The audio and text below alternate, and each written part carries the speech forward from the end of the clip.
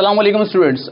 आज हम बात करने जा रहे हैं कि अगर एग्जामिनर आपको क्वेश्चन में ओपनिंग बैलेंसेस बता देता है, यानी कि किसी भी मंथ के स्टार्ट में या किसी भी पीरियड के स्टार्ट में अगर एग्जामिनर आपको क्या देता है, ओपनिंग बैलेंसेस देता है और ओपनिंग बैलेंसेस के साथ साथ कुछ ट्रांजैक्शन भी बताई जाती हैं, तो फिर हमने किस तरह से काम करना है, मतलब किस तरह से हम उसकी जर्नल एंट्रीज बनाएंगे और किस तरह से हम उसके टी अकाउंट्स यानी लेजर्स मेंटेन करेंगे। तो आज के लेक्चर में हम इन सारी चीजों पर डिस्कशन करने जा रहे हैं। तो चलिए देखते हैं, मेरे पास एक एग्जाम्पल के तौर पर एक क्वेश्चन मौजूद है और क्वेश्चन में आपसे कहा गया जाता है कि भाई the following balances were taken from the book of ABC company on January 1, 2008। Date बहुत इंपॉर्टेंट होती है, हमेशा याद रखिए कि ओपनिंग डेट पर यानी जहां से मंथ स्टार्ट हो रहा है या पीरियड स्टार्ट हो रहा है तो वो ओपनिंग डेट कहलाएगी आपके लिए, और जहां पर जिस डेट पर आपका मंथ एंड हो रहा है या पीरियड एंड हो रहा है तो वो क्या कहलाएगी, क्लोजिंग डेट कहलाएगी या एंडिंग डेट कहलाएगी। ठीक है भाई, यहां तक बात क्लियर है। अच्छा, अब आपको क्या दिए जा रहे हैं भाई, दो बातें नोट करने वाली है। एक तो क्या यहां पर लिखा है बैलेंसेस। बैलेंसेस का मतलब क्या है, देखिए बेटा समटाइम्स लिखा होता है the following transactions were taken from the book of फला फला कंपनी, कभी लिखा हुआ मिलेगा द फॉलोइंग बैलेंसेस। दोनों बातों में बुनियादी डिफरेंस क्या है?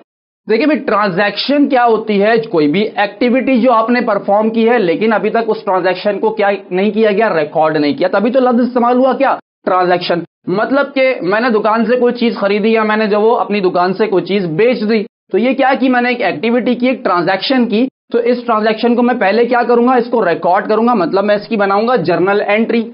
फिर एंट्री बनाने के बाद मैं इसको पोस्ट करूंगा कहां पर, लेजर में, और लेजर में पोस्ट करने के बाद फाइनली मंथ एंड पर या पीरियड के एंड पर मुझे क्या मिलेगा, बैलेंस मिलेगा।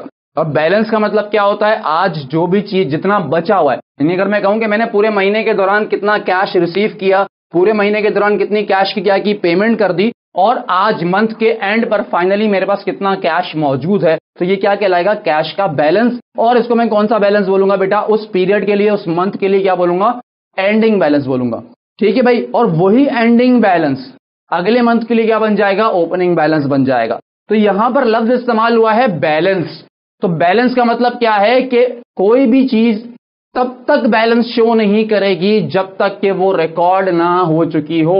इसका मतलब कि ये सब कुछ क्या हो चुका है, पहले से रिकॉर्डेड है। रिकॉर्डेड का मतलब क्या है, उसकी कोई एंट्री नहीं बनानी, यानी किसी भी बैलेंस की कोई एंट्री आपने नहीं करनी है। हां, ट्रांजैक्शंस को क्या किया जाएगा, रिकॉर्ड किया जाएगा। बेटा बहुत अहम बात है, कंफ्यूजन मैंने बहुत देखी है स्टूडेंट्स के अंदर, वो बहुत परेशान होते हैं इन बातों से, वो समझ ही नहीं पाते कि बेसिकली हमने किस चीज के लिए वर्ड्स में छुपा है। हर चीज का मतलब आपने जो काम करना है वो वर्ड्स में छुपा है। मैंने यहाँ रिक्वायरमेंट नहीं लिखी, जानबूझकर नहीं लिखी, राइट, इसीलिए कि मैं आपको पहले ये बातें समझा सकूं कि आप रिक्वायरमेंट में जाने से पहले ही क्वेश्चन को क्या कर लें, पिक कर लें, अंडरस्टैंड कर लें कि मुझे करना क्या है इसके अंदर। ठीक है भाई, समझ आ गई यहां तक के बाद। तो बैलेंसेस क्या क्या गिवन है आपको और किस डेट पर गिवन है, आपने क्या भाई जनवरी 1, 2018 पर गिवन है। इसका मतलब अगर ये जनवरी के मंथ की बात हो रही है मेरे मुझसे, तो इसका मतलब कि जनवरी की पहली तारीख मेरे लिए क्या होगी, ओपनिंग डेट होगी, और जनवरी की आखिरी तारीख यानी जनवरी 31 वो क्या होगी, मेरे लिए क्लोजिंग या एंडिंग डेट होगी। ठीक है भाई, यहां तक बात क्लियर है। अच्छा, अब आपसे कहा क्या जा रहा है कि जनवरी 1, 2018 पर आपको बैलेंसेस बताए जा रहे हैं। तो बेटा बैलेंसेस कितने यहां पर, 1, 2 और ये 3 बैलेंसेस हैं। क्या क्या आपको कहता भाई, कैश मौजूद है आज हमारे पास कितना, 50,000 रुपए का कैश मौजूद है। किस तारीख पर, जनवरी की पहली तारीख 2018 पर। इसी तरीके से जो कैपिटल मेरे पास मौजूद है बेटा वो कितना है, कैपिटल का जो बैलेंस शो हो रहा है मेरे पास वो कितना है, 1 लाख रुपए। अकाउंट रिसीवेबल का बैलेंस मेरे पास कितना मौजूद है, 40,000 का। अच्छा, यहां पर मैं एक और बात करना जरूरी समझता हूं। एक और बात क्या है, देखिए बेटा मैंने आपको बताया था कि जो अकाउंट जिस साइड पर इंक्रीज होता है उसका बैलेंस हमेशा उसी साइड पर मिलता है। जैसे अगर मैं एसेट्स की बात करूं तो जितने भी एसेट्स हैं कहां इंक्रीज होते हैं, डेबिट पर इंक्रीज होते हैं। उनके बैलेंसेस कहां मिलेंगे, आपको डेबिट पर मिलेंगे। मैंने ये बात पहले भी डिस्कस की थी और साथ में एक लफ्ज इस्तेमाल किया था कि बैंक अकाउंट को हटाकर बात करें। क्यों, क्योंकि बैंक अकाउंट के अंदर कुछ बातें ऐसी हैं जो हमने आइंदा डिस्कस करनी है। जब मैं आपको एक टॉपिक पढ़ाऊंगा बैंक रिकंसिलिएशन स्टेटमेंट, हम वहां पर इस बात को डिस्कस करेंगे कि भाई बैंक का बैलेंस डेबिट पर भी हो सकता है और बैंक का बैलेंस क्रेडिट पर भी हो सकता है। ठीक है, तो बैंक को हटाकर बाकी सारे एसेट्स हमेशा कहां बैलेंस शो करेंगे, आपका डेबिट साइड पर शो करेंगे। ठीक है भाई, इसी तरीके से लायबिलिटीज का बैलेंस, लायबिलिटीज का बैलेंस कहां मिलेगा? आपने कहा भाई लायबिलिटीज कहां बढ़ती हैं? क्रेडिट साइड पर बढ़ती हैं, तो उसका बैलेंस कहां मिलेगा? क्रेडिट पर मिलेगा। कैपिटल का बैलेंस कहां मिलेगा? आपने कहा भाई कैपिटल क्रेडिट पर बढ़ता है, कैपिटल का बैलेंस भी कहां मिलेगा? क्रेडिट साइड पर मिलेगा। ठीक है भाई, इन बातों को याद रखना है आपने। अच्छा, फिर आपसे ये कहा जाता है कि during the month of January, बेटा ये बैलेंसेस जनवरी की पहली तारीख को बता दिए गए कि जनवरी की पहली तारीख को ये पोजीशन है। ठीक है, मिसाल के तौर पे मेरी दुकान है और मैं दुकान पर पहुंचा और मैंने देखा भाई, अपने अकाउंट्स खोले, मैंने कहा भाई आज की तारीख पर क्या सूरत हाल है, क्या कंडीशन है? आपने कहा भाई आज की तारीख पर कैश मेरे पास जो मौजूद है वो कितना है? 50,000 रुपए। कैपिटल कितना रिकॉर्ड है? 1,00,000 रुपए। मैंने जो कस्टमर से पैसा वसूल करना है वो कितना करना है? आपने कहा भाई 40,000 रुपए वसूल करना है। अच्छा भाई, अब हो गया काम शुरू, जनवरी के महीने से दुकान खुल गई। अब क्या होगा? अब ट्रांजैक्शंस होंगी। कौन से महीने में? जनवरी के महीने में। तो जनवरी के पूरे महीने में बहुत सारी ट्रांजैक्शंस होगी। मैंने तो बात समझाने के लिए आपको 1 2 3 4 ट्रांजैक्शंस लिखी हैं, मल्टीपल ट्रांजैक्शंस होगी। ठीक है, तो वो सारी की सारी ट्रांजैक्शंस क्या होती जाएंगी बेटा? पहला काम क्या होता है? ट्रांजैक्शंस को रिकॉर्ड किया जाता है। रिकॉर्ड किया जाता है मतलब उसकी क्या बनाई जाती है? जर्नल एंट्रीज बनाई जाती है। फिर उनको उठाकर लेजर में क्या कर दिया जाता है? पोस्ट कर दिया जाता है। तो यहां पर आपसे कहा जाता है आगे कि during the month of January the following transactions were incurred. कहता है जनवरी के महीने में ये ट्रांजैक्शन हुई हैं। क्या क्या हुई? कहता है पहला क्या है? Merchandise purchase on account ₹40,000। आप मुझे बताओ, क्या मैं इन बैलेंसेस को रिकॉर्ड करूं? नो, रिकॉर्ड नहीं करूंगा। क्यों रिकॉर्ड नहीं करूंगा? सर लफ्ज लिखा है बैलेंसेस, बैलेंसेस का मतलब क्या है? ये ऑलरेडी रिकॉर्डेड है, मुझे रिकॉर्ड करने की जरूरत नहीं। रिकॉर्ड किसको करूंगा? जो ट्रांजैक्शन आप इस महीने में करेंगे, जो आपका कारोबार इस महीने में ट्रांजैक्शन करेगा, हम सिर्फ और सिर्फ उन्हीं ट्रांजैक्शंस को अपने पास रिकॉर्ड करेंगे। बैलेंसेस को रिकॉर्ड करने की जरूरत नहीं है, वो तो ऑलरेडी रिकॉर्डेड है। ठीक है भाई, तो मैं पहली एंट्री जो बनाऊंगा उसमें मुझे इन 3 बातों को नहीं सोचना। एंट्री बनाने में मुझे इन 3 बातों को सोचने की जरूरत नहीं है। मुझे क्या करना है? डायरेक्ट बात को शुरू करना है। कहां से? मर्चेंडाइज परचेज ऑन अकाउंट, पहली transaction merchandise purchase on account ₹40,000, 40,000 रुपए का माल खरीदा। बोलो बेटा एंट्री क्या बनाऊं? आपने कहा भाई एंट्री बनाएंगे मर्चेंडाइज खरीदी है, तो क्या एंट्री पास करते हैं इसके लिए? एंट्रीज में तो अब आप लोग चीते हो चुके हैं, बताएं भाई क्या एंट्री पास करेंगे? नंबर 1 एंट्री बनेगी परचेजेस डेबिट, और उधार पे खरीदा है तो अकाउंट्स पेबल, अकाउंट क्या हो जाएगा? क्रेडिट। अमाउंट कितनी आएगी? आपने कहा भाई 40,000 का माल खरीदा तो 40,000 रुपए अमाउंट आएगी। ठीक है, समझ आ गई बात? अब आप जरा मुझे ये बताइए कि ये जो ट्रांजैक्शन हुई, नंबर 1 ट्रांजैक्शन, इसमें कितने अकाउंट्स आए? 2 अकाउंट्स, यानी परचेजेस अकाउंट और अकाउंट्स पेबल अकाउंट। क्या इनमें से कोई अकाउंट है मेरे पास? कैश, कैपिटल या अकाउंट रिसीवेबल? आपने कहा नहीं, इनमें से कोई अकाउंट नहीं है। ठीक है, अच्छा मुझे क्या करना है? मुझे यकीनन क्या होगा, इनके भी तो लेजर बनेंगे। कि स्टूडेंट ये समझ ले कि भाई अगर आपसे ये कहा जा रहा है कि ये जो बैलेंसेस आपको गिवन है, कैश, कैपिटल और अकाउंट रिसीवेबल, सिर्फ इनके ही लेजर बनाने हैं, तो ये बात गलत है। ऐसा नहीं होगा, बल्कि जितने अकाउंट्स नए ओपन होंगे उन अकाउंट्स का भी आप लेजर ओपन करेंगे लाजमी तौर पर। ठीक है भाई, तो मुझे क्या करना है? परचेजेस अकाउंट का लेजर भी ओपन करूंगा, अकाउंट्स पेबल अकाउंट का लेजर भी ओपन करूंगा। तो पहला काम मैं ये कर रहा हूं। अच्छा भाई, इधर बनाया मैंने परचेजेस अकाउंट का लेजर, ये आ गया भाई आपका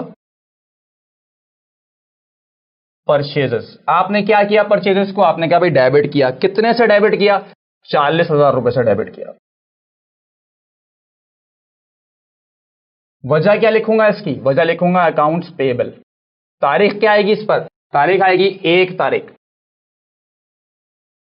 ठीक है, दूसरा लेजर क्या बनाऊंगा? दूसरा लेजर बनाऊंगा अकाउंट्स पेबल का लेजर।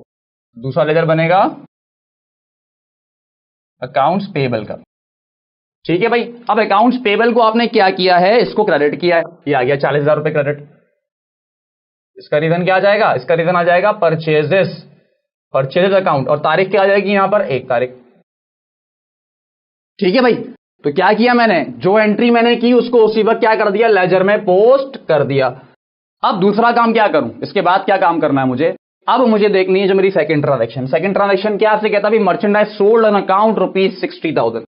अब मर्चेंडाइज आपने बेची है 60,000 रुपए में, तो क्या करो? अच्छा, उधार पर बेची है आपने, तो क्या एंट्री पास करेंगे इसके लिए? नंबर 2 पर आपने कहा भाई अकाउंट रिसीवेबल अकाउंट डेबिट। बेटा एंट्रीज आप लोग बना चुके हैं, बहुत अच्छी तरह से समझते हैं एंट्रीज को, इसलिए एंट्रीज डायरेक्ट कर रहा हूं। मेरा मेन टारगेट, क्योंकि चैप्टर जो हम पढ़ रहे हैं वो लेजर पोस्टिंग है। ठीक है, अब एंट्रीज का आना जरूरी है इसके लिए। अगर एंट्रीज नहीं आती तो फिर मसला है। तो अकाउंट रिसीवेबल अकाउंट क्या हो जाएगा, डेबिट हो जाएगा, और सेल्स अकाउंट में क्या कर दूंगा, यहां पर क्रेडिट कर दूंगा। किस अमाउंट से, आपने कहा भाई 60,000 से।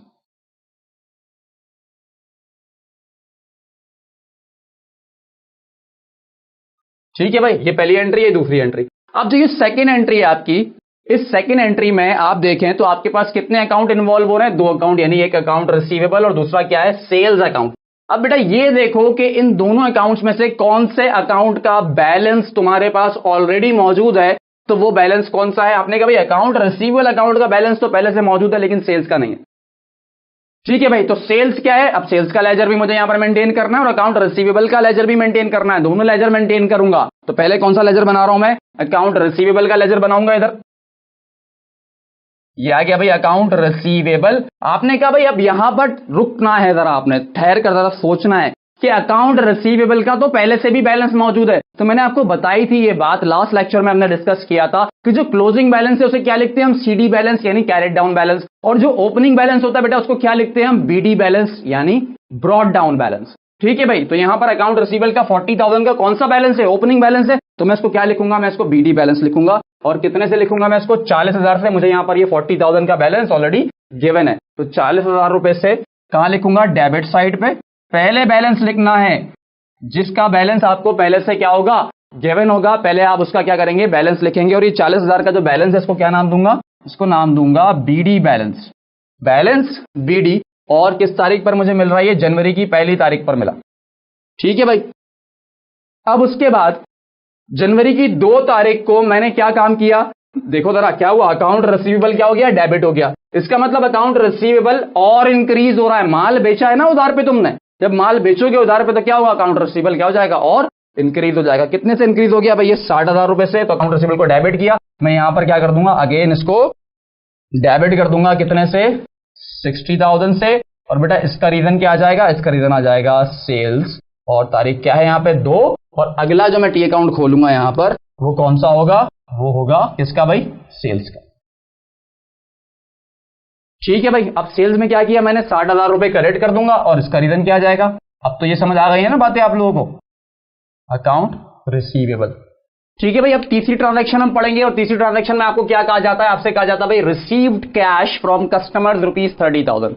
आपने 30,000 रुपए का कैश रिसीव कर लिया कस्टमर से, तो जब कस्टमर से पैसा रिसीव कर लिया तो इसका मतलब पैसा आया आपके पास, कैश आपके बिजनेस का क्या हो गया, इंक्रीज हो गया, तो आप उसको डेबिट करेंगे। और अकाउंट रिसीवेबल अकाउंट यकीनन वो क्या हो गया, डिक्रीज, तो आप उसको क्या करेंगे, क्रेडिट करेंगे, और एंट्री पास हो जाएगी नंबर 3 पर, क्या बेटा, कैश अकाउंट डेबिट, और अकाउंट रिसीवेबल अकाउंट को आप कर देंगे क्रेडिट। कितने से क्रेडिट कर देंगे भाई, 30,000 से।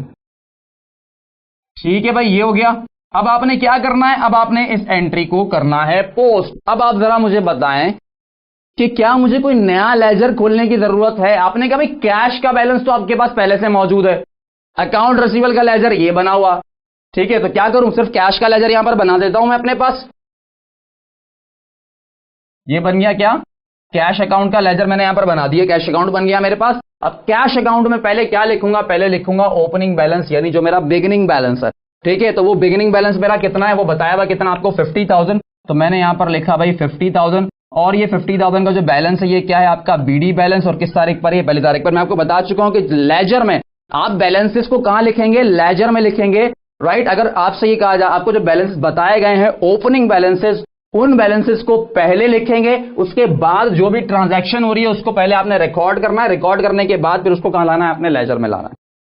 अच्छा, कुछ क्वेश्चन ऐसे भी आएंगे आपके पास कि डायरेक्ट आपने क्या करना होगा, उसको लेजर में पोस्ट करना होगा। तो इंशाल्लाह जब हम पास्ट पेपर्स को डिस्कस करेंगे तो पास्ट पेपर्स में मैं कुछ क्वेश्चन इस टाइप के भी करवाऊंगा कि उसमें आपको डायरेक्ट लेजर में पोस्टिंग करना सिखाऊं, इन केसेस के अंदर जहां आपको ओपनिंग बैलेंस भी गिवन है।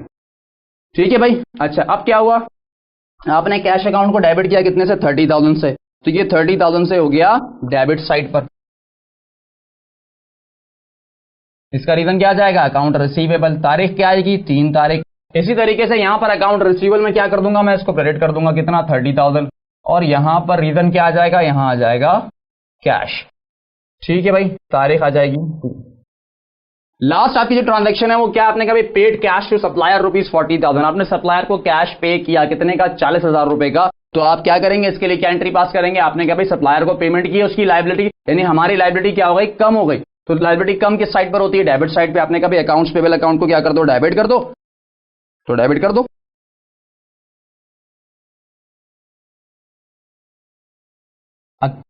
अकाउंट्स पेबल अकाउंट डेबिट, और पैसे दिए ना, कैश कर दो क्रेडिट। कितने से, ये हो जाएगा 40,000 रुपए से। अच्छा, मैंने यहाँ पर नरेशन नहीं लिखी है बेटा, मैं कल के लेक्चर में भी मैंने आप लोगों को बताया था कि नरेशन पर इंशाल्लाह हम बात करेंगे अलग से। वैसे मैं बता तो चुका हूँ नरेशन किस तरह लिखी जाती है, लेकिन एक अलग से एक लेक्चर नरेशन पर जो बनाऊंगा मैं आप लोगों के लिए, ताकि आप लोग नरेशन लिखने का तरीका भी सीख सके। ठीक है भाई। अच्छा भाई, अकाउंट्स पेबल अकाउंट डेबिट और कैश क्रेडिट, अब आप बताएं दोनों में से कौन सा अकाउंट मौजूद है। आपने कहा भाई दोनों ही मौजूद है, ये रहा अकाउंट्स पेबल और ये रहा कैश।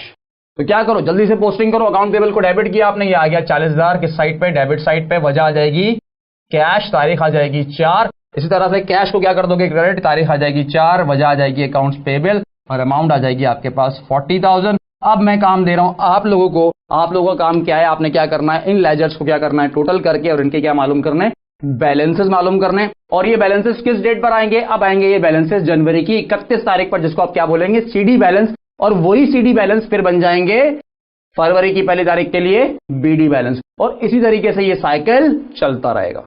ठीक है भाई, तो मिलते हैं आप लोगों से अगले लेक्चर में। काफी डिस्कशन कर चुके हैं हम इसके ऊपर, और इंशाल्लाह अब अगले लेक्चर में मैं आपसे बात करूंगा ट्रायल बैलेंस के ऊपर।